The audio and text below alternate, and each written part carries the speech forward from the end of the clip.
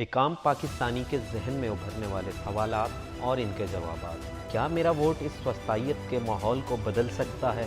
جی ہاں، آپ کا ووٹ ہی 8 فروری کو یہ بتا سکتا ہے کہ ہم آپ سے نفرت کا اظہار کرتے ہیں اور ہم اپنے لیڈر عمران خان کے ساتھ ہیں اور بلے پہ مہر لگائیں گے۔ اتنی دھاندلی میں میرا ووٹ کیا کارآمد ثابت ہوگا؟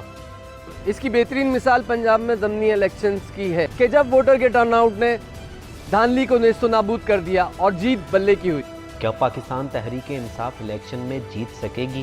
جی ہاں، کیونکہ پاکستان تحریک انصاف کو جتوانا فرد واحد نہیں، پوری قوم کی ذمہ داری ہے۔ وہ ایماندار لیڈر جس نے اس قوم کی جنگ لڑی، آج وہ پابند سلاسل ہے۔ اس کی جنگ ہم ووٹ کی طاقت سے بلے پر مہر لگا کر جیت سکتے ہیں۔ کیا مجھ میں اتنی سکت ہے کہ میں ظلم کا بدلہ لے سکوں؟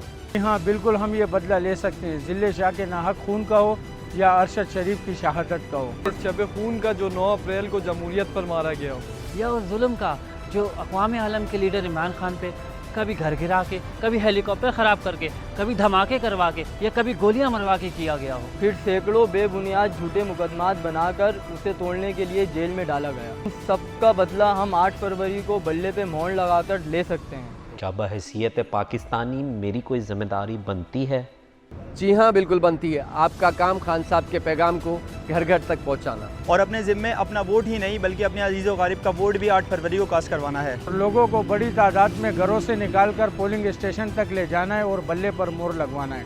انتخابات کے لیے ہم انتخابی مہم کیسے چلا سکتے ہیں ایسے ماحول میں جب صرف تحریک انصاف کے ورکر پر کریک ڈاؤن، ریلیاں، جلسے جلوسوں پر پابندی ہے؟